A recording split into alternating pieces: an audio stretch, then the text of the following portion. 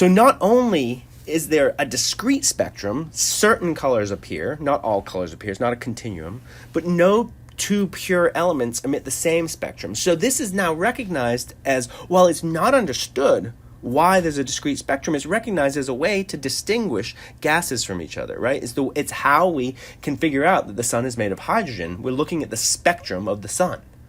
And we can tell what other stars are made of by looking at their spectra. So in 1885, as I mentioned, Balmer observed the hydrogen spectrum, and he observed that it was discrete, right? And that's what's important, is that there were only certain colors, and that they were very, very focused, right? That there was not a continuum at all. And so what and that is not understood. 1885, prior to the understanding of discrete quantities in physics, or prior to the understanding of quantum mechanics, one would think that everything, that the light that was emitted by something would just have some kind of continuous spectrum, maybe to do with its temperature or something, which is what we get to with blackbody radiation. In any case, Balmer in 1885 observed the hydrogen spectrum. He found empirically, you know what empirical means, right? Empirical means experimentally. It's not understood theoretically. It's not understood why. But he found empirically that he could describe that spectrum by this Rydberg equation, which is 1 over the wavelength equals a constant, r, which we call the Rydberg constant, times, and I know it looks a little weird, but 1 over 2 squared minus 1 over k squared, where k is an integer. It can be 1 over 4 minus 1 over k squared, where k is an integer, but you'll see why we said 1 over 2 squared later.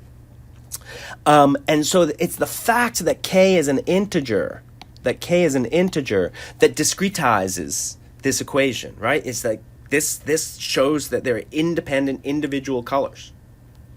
We'll see how that is in a second. The Rydberg constant, just by the way, Balmer determined, or Rydberg determined, I don't actually remember who Rydberg is 1.1 times 10 to the 7th inverse meters.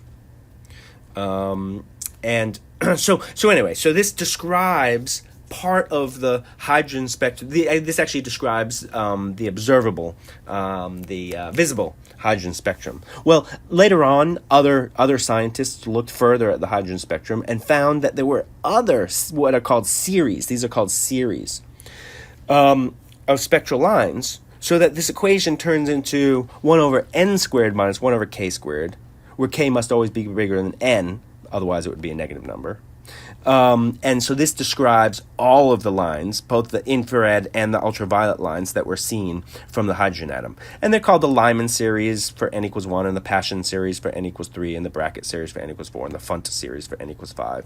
But different scientists were able to observe different spectra at different wavelengths from the hydrogen atom, and were able to determine that this is a general equation. So the question here is, why is light quantized? Why does light come in discrete colors from these gases? There's just no understanding and no explanation. There's no theory that can say why light would be quantized. We have this empirical equation, and that's where we are right now. The question of why it's quantized comes much later on, when we start to understand quantum mechanics.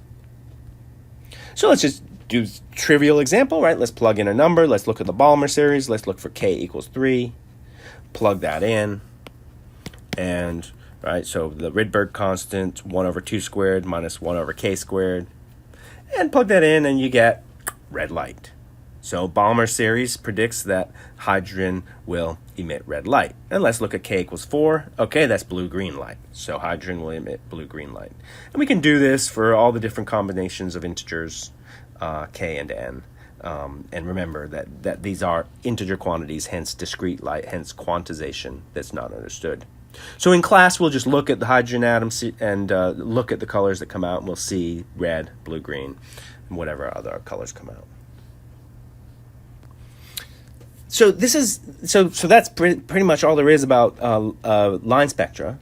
And again, we'll revisit line spectra when we come up with a theoretical justification of it. But the next thing is very, very closely connected, is blackbody radiation. Blackbody radiation is the spectrum that's emitted by a dense body.